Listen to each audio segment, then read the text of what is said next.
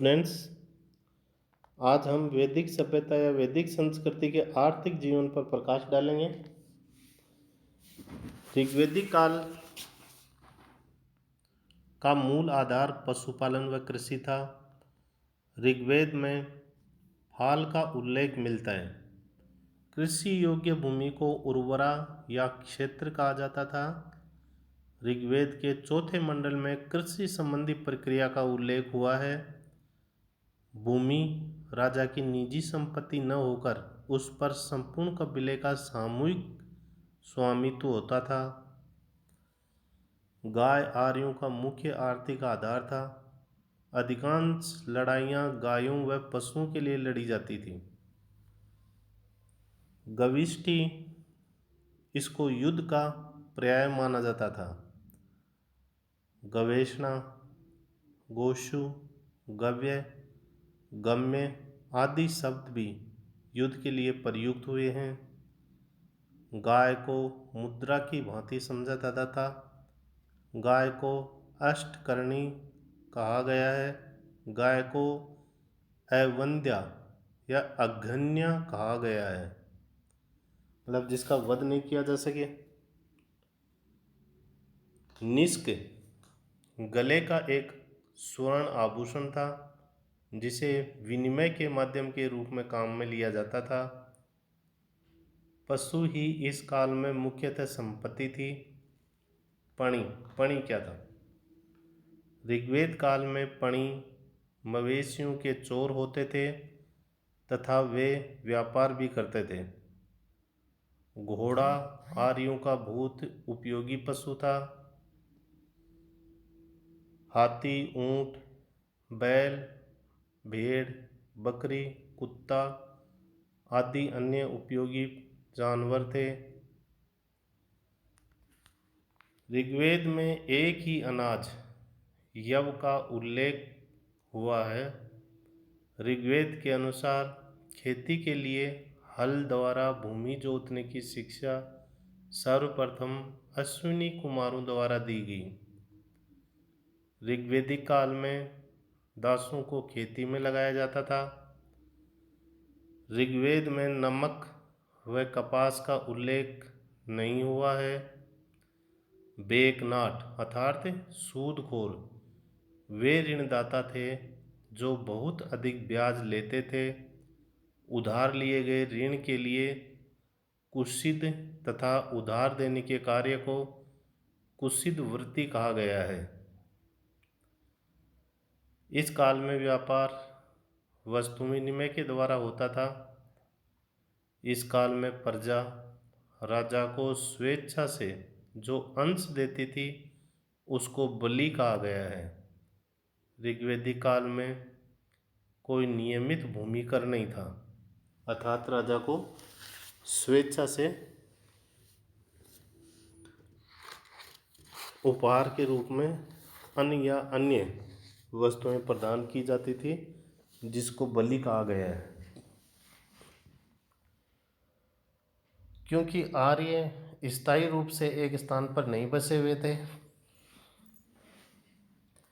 भोजन की तलाश में इधर उधर भटकते रहते थे।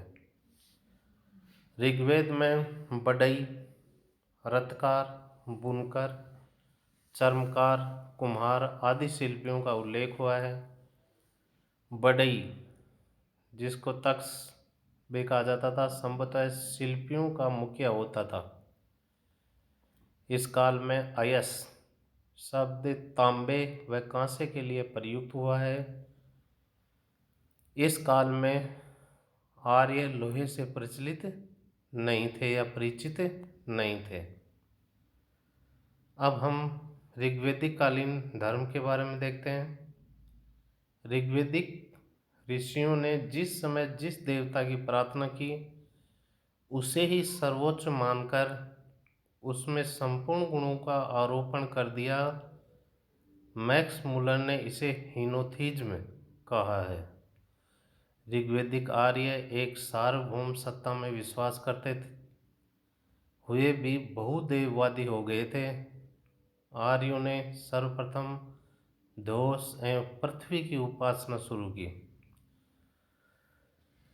ऋग्वैदिक देवता प्रकृति के प्रतिनिधि माने जाते थे तथा लोग उनकी पूजा प्रकृति के प्रकोप को कम करने हेतु करते थे। यास्क के अनुसार ऋग्वैदिक आर्यों के देवताओं की 3 श्रेणियां थी। पहली, आकाश के देवता। आकाश के देवताओं में सूर्य, ध्योस, वरुण, मित्र, पूषण, अदिति, उषा, अश्विनी आदि देवता थे। दूसरी श्रेणी अंतरिक्ष के देवता।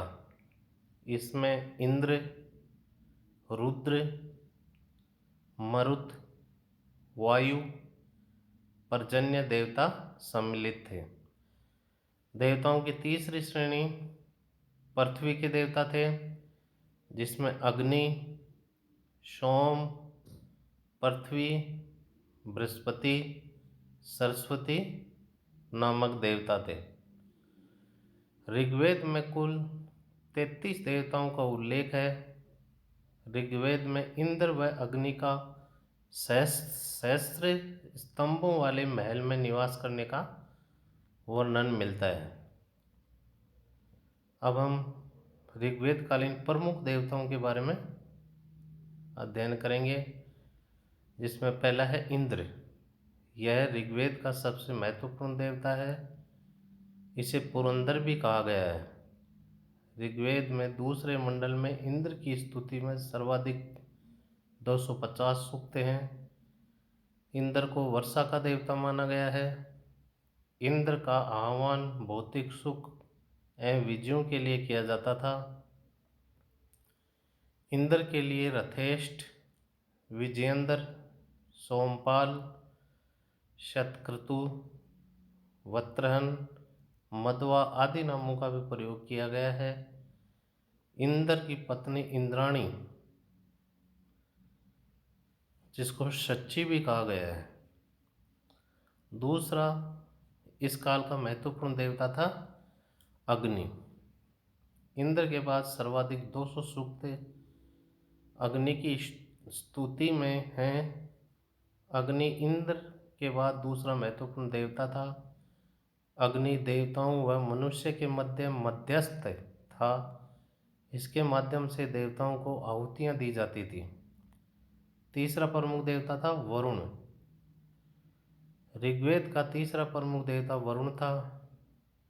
इसका 30 बार उल्लेख मिलता है। यह नदियों, जल व समुद्र का देवता था। वरुण को प्राकृतिक घटनाओं व ऋतु का संयोजक समझा जाता था। वरुण को ऋतस्य गोपा कहा गया है। वरुण को असुर भी कहा गया है। ऋत क्या थी? ऋत की व्याख्या सृष्टि की नियमितता व भौतिक तथा नैतिक व्यवस्था के रूप में की गई है। अतः वरुण ऋत के संयोजक या संरक्षक के रूप में नैतिक व्यवस्था का नियामक भी था। ऋत की रक्षा पासा खेलकर होती थी। उत्तर वैदिक काल में ऋत पूर्णतः लुप्त हो गया। ईरान में जैन अवस्था में वरुण को आहूर मजदा के नाम से भी जाना जाता था और वे प्रकाश के देवता थे। अगला महत्वपूर्ण देवता सोम, पेय पदार्थ का देवता। ऋग्वेद का 9वां मंडल सोम को समर्पित है। फिर अगला देवता मरुत, आंधी तूफान का देवता था। पर्जन्य, वर्षा का देवता था। पूषण, ऋग्वेद काल में पशुओं का देवता, जो उत्तर वैदिक काल में शूद्रों का देवता हो गया। पूषण या पूषण का रथ बकरे खींचते थे। अगला देवता सूर्य, यह प्रकाश का देवता। सवित्री भी सूर्य का दूसरा रूप है। गायत्री मंत्र सवित्री को समर्पित है।